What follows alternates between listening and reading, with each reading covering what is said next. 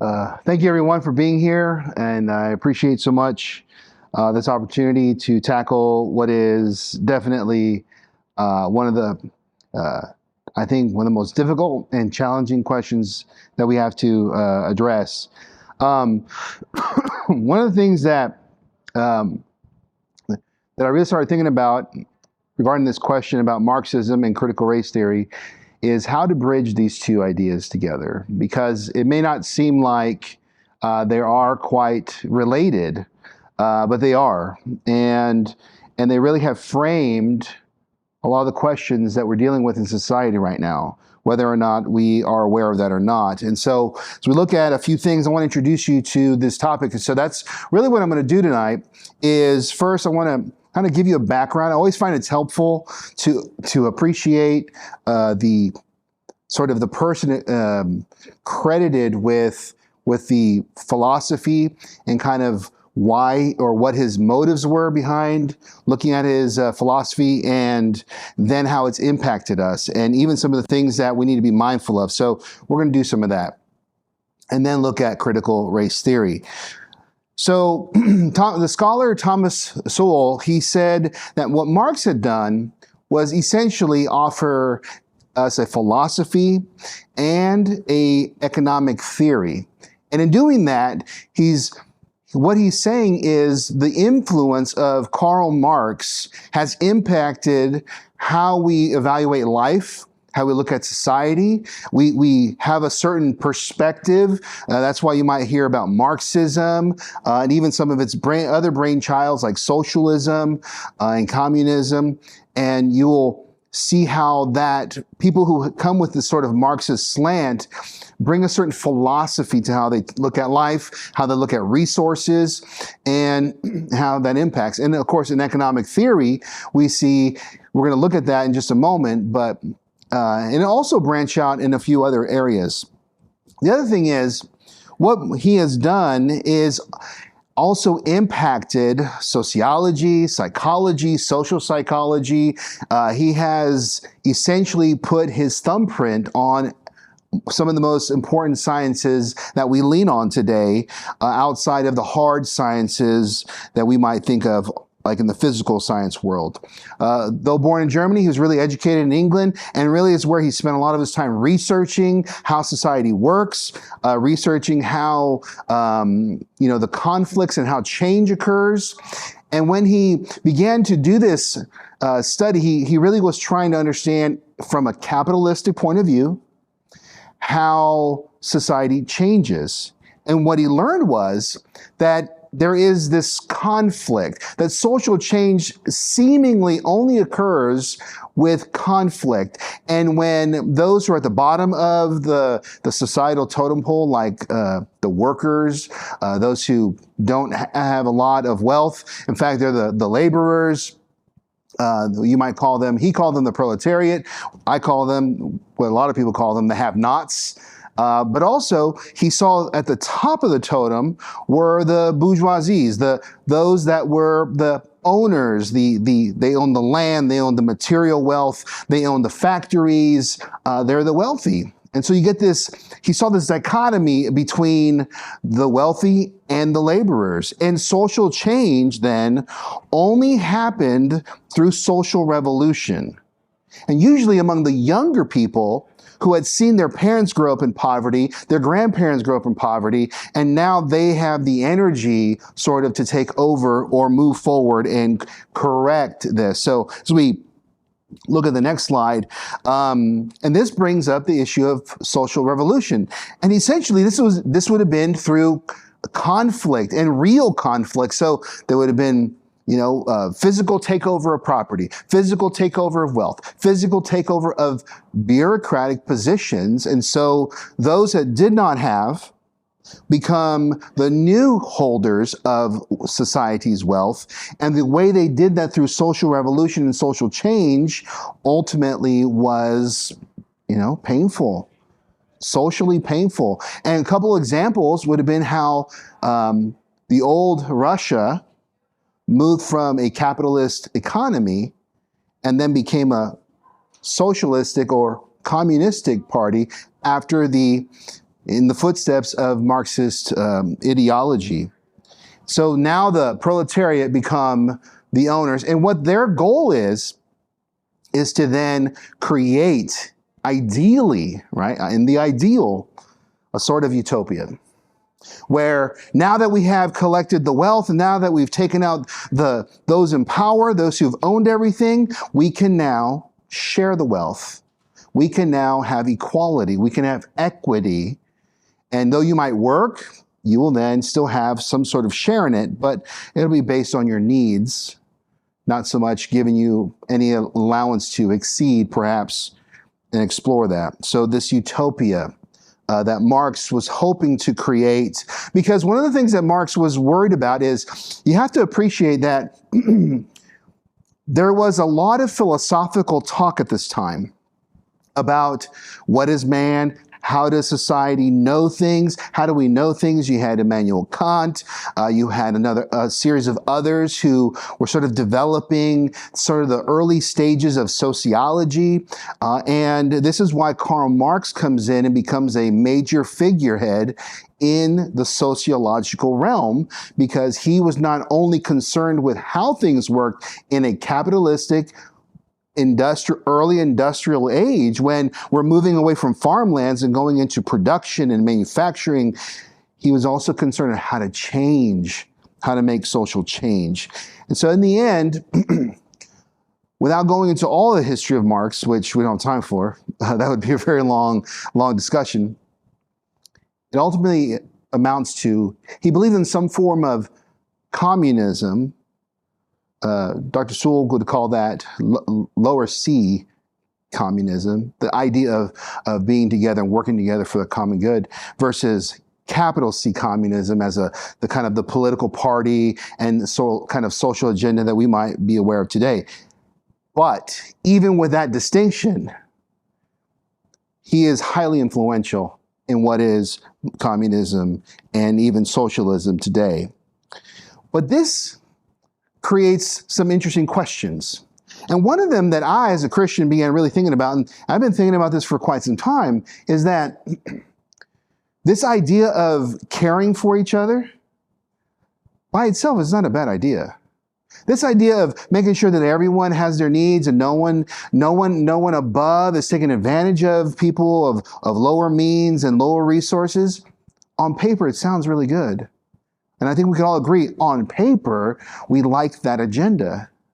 The problem, of course, comes down to how those who are oppressed take by force the very resources available and then try to create from that chaos of blood a utopia. It hasn't really worked out in societies that have tried this very hard kind of Marxism.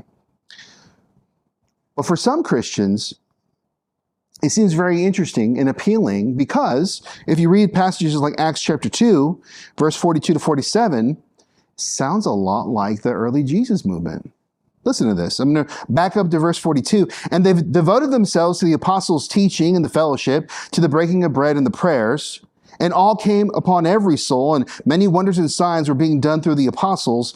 And all who believed were together, had all things in common, and they were selling their possessions and belongings and distributing the proceeds to all as any had need. And day by day, attending the temple together and breaking bread in their homes, they received their food with glad and generous hearts, praising God and having favor with all the people. And the Lord added to their number day by day those who were being saved.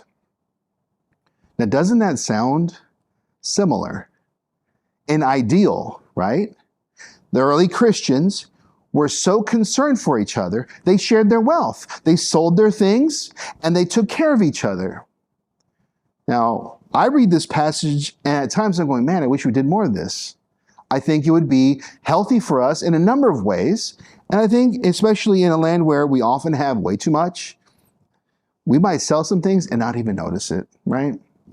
Still, I want to make some evaluations here. I want to mark some distinctions. We need to be careful here Because I've read Christian writings and Christian scholars, and I've had conversations with church members and people in general, that Jesus was a socialist, that Jesus was a communist, that he may not have said it, but that's exactly what his followers did. And passages like Acts 2 come up, Acts chapter 5 and 6, where we read about the church helping the widows and even some people selling their properties and helping people. We see a lot of that. Seem to be, maybe that's what's going on, and maybe we're missing something because we're caught up in being American. Well, I always have to keep the option open, but as I evaluated, this is what I've come to realize. We need to be careful in applying modern ideas into ancient texts. And the reason why is that we fall into the danger of anachronisms. We fall in the danger of using ideas that are out of sequence with ancient times. We pour in modern ideas into the past, and that's really quite not fair, because now we're doing a disservice to what this text is telling us about the ancient church. So that's one thing I'm concerned about by doing that. The second thing is we need to be mindful of not confusing community with communism. You might say, well, that seems like that seems like a distinction without really one, right? But no, it really is different. You can be a community without the ideals of everyone has to share equally into everything. So you got to remember, communism is about equal participation in the material resources of the community. But being community does not require an equal distribution of the material wealth of a people. There's a distinction that's very important. You could be community without having to give up your resources so that there's equity. I need to be careful with this. The other thing we need to be mindful of, we cannot confuse similarity with compatibility. Just because there's similar traits in systems doesn't mean they're all the same, not even built on the same values and ideas. Communism is built on a very different idea. Marxism is built on a very different notion. It's built on the distribution of wealth. It's built on the distribution of equity, social equality, by taking from the material wealth and doing it forcibly, and then structuring society based on that.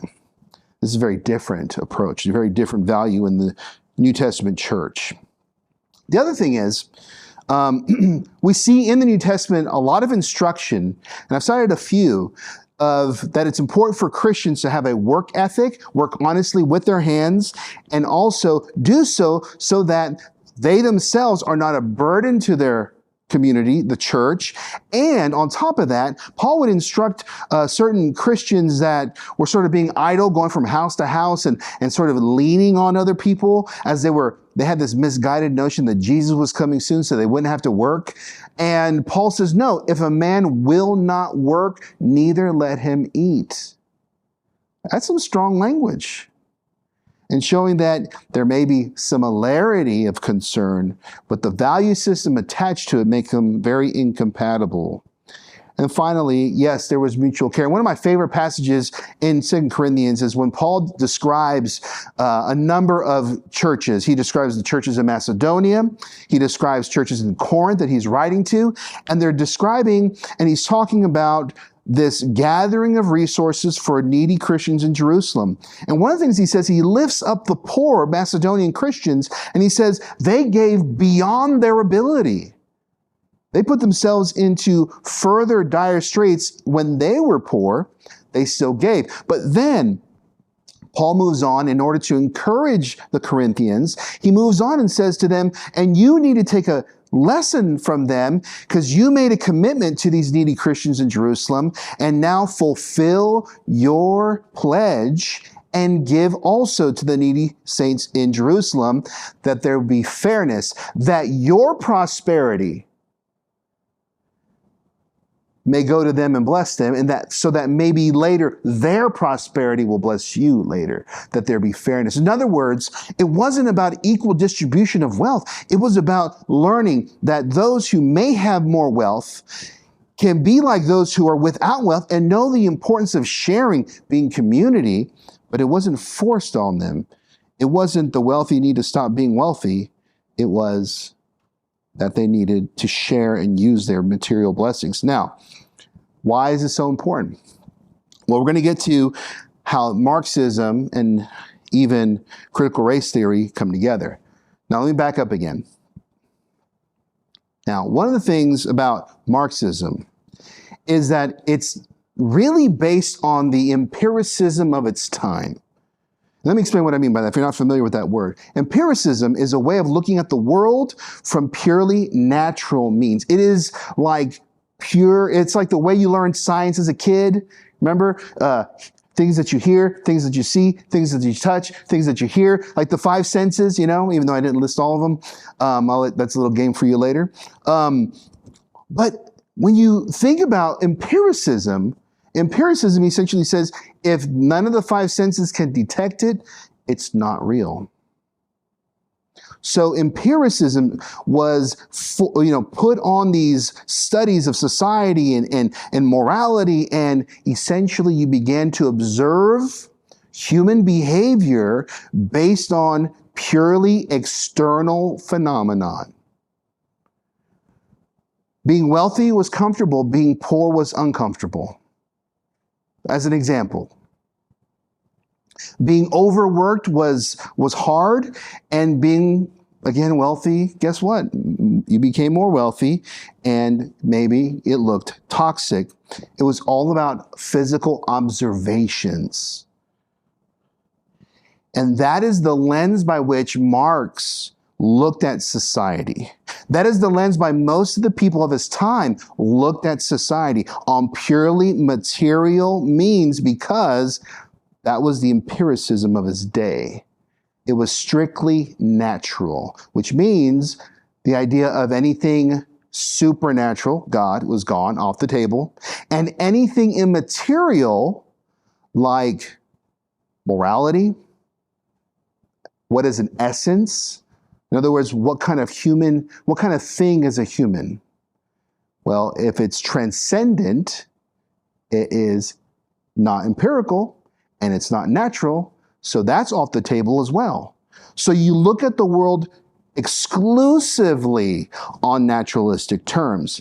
Therefore, when Marx looked at society in these capitalistic frameworks, he didn't see, these people are hurting, and it's bad for humans because of who they are and the dignity they have inherently. He saw them as those below who are struggling observably, and those above who are taking advantage observably. So he tied this empirical outcome and status to how he looked at the world and how he presented his view. Now, this way of looking at the world is important for us because it's tied to something a bit deeper. It stems back to a debate. There really wasn't a debate in human history up until the 13th century by William Occam, the famous Occam of Occam's razor. And he was one of the most influential figures that has impacted ethics ever since, even though he's not normally brought up. And I started searching through ethical books, even one that was just published last year out of Oxford University Press. They don't even bring up this idea of nominalism, which I'm about to introduce to you, but it's very significant. Essentially, with nominalism, what you have is, the word itself just simply means what something is named by. We're just dealing with names. We're dealing with ideas. We're just putting a name on something. So justice, for example, or dignity, it's just something we've named and experienced, but it doesn't exist apart from our living experience. So, where you might say we have human dignity, on nominalism it says, well, you might, but even if you had dignity, you have a different dignity than he has a different dignity. You do not share the quality of dignity. It is numerically different, or we might say the weight of our dignity is different per person, or to use the philosophical language, Each person's dignity is a particular instance of dignity. And that becomes a problem. Because now we do not have an equality, we have already a shift in equality of essence. That's why, if there's no essences, all of our beliefs about value are constructs. They're just what we built up socially. And in Marxism, the disparity between the wealthy and the workers were the lens by which he saw, and understood sort of what's going on and what needs to be changed and how to change it. But doing this created sort of an impetus in social theorists, and thus you get two other things. You get social conflict theory, which he's credited for. Had to study a bunch of that in my sociology classes. And critical theory, especially developed by the Frankfurt School. And critical theory then gave birth to critical race theory. And not just critical race theory, but a number of other types of critical theory, whether it's critical queer theory, whether it's critical, anyway, you can figure it out. There's several different kinds, especially intersectionality. That sort of is a tool, a lens, and we'll get to that a little bit now and in my other talk. But ultimately, Marxism, nominalism, and critical race theory, and social conflict theory, which are all together wrapped into the same sort of package. And if your brain is breaking, I understand, because it's a lot to take in. But they're all fundamentally brought down to the same thing. It is a framework at looking at society as a whole, not based on human essence and their quality that transcends just their physicalness, their value, their essence, their virtue, so to speak, is particular. And that's essential here, because that's exactly what critical race theory does. It makes everyone particular. It makes everyone with the lens of intersectionality, which is designed to look at individuals in society who are experiencing a kind of inequality, experiencing a type of, disparity. They're going through some kind of oppression based on particular cross-sections, their race, their gender identity, their income, all kinds of ways to sort of bring it all down to one piece. And bit by bit, people's values are based on that, not on what a human is. And that becomes a problem. The fundamental problem about Marxism and critical race theory and the critical theory that it's based on is that it reduces people made in the image of God into their physical, social, and political kind of totem level, where they fit in society, whether they're rejected or not, whether they're part of the oppressive structure or not, and whether they're part of the oppressive structure or not, not because they're made in the image of God and they have inherent, transcendent, shareable human dignity. Their dignity is anchored elsewhere. And I think because of that, Christians should have a problem with critical race theory and Marxism, because it starts off in the wrong direction. It denies God, it denies transcendent nature, and emphasizes purely empiricism, naturalism, as to how to determine your value in society. Let me put it this way as we close, and I'll read this passage in Acts 17 as we close too. Martin Luther King's movement that he led, was based on a social structure of injustice against African Americans. I think we can all agree to that. But his ultimate reasoning was because these are human beings who have human dignity, and that human dignity is being denied. Today, the argument would be Not that it's their human dignity. It's that they're African American. It's that they're part of an oppressive system. It's not about their inherent transcendent value. It's about their sociological position. And that takes you in two different directions. Acts 17, 24, 28 brings my point down. The God who made the world and everything in it, being Lord of heaven and earth, does not live in temples made by man, nor is he served by human hands as though he needed anything, since he himself gives to all mankind life and breath and everything. And he made from one man every nation of mankind to live on all the face of the earth, having determined allotted periods and the boundaries of their dwelling place, that they should seek God and perhaps feel their way toward him and find him. Yet, he is actually not far from each one of us, for in him we live and move and have our being. As some of your own poets have said, for we are indeed his offspring. As Christians, as believers in God, we're all made in his image, and that's where our value lies. Does rejection of critical race theory mean that we should be blind to racism and oppression? No.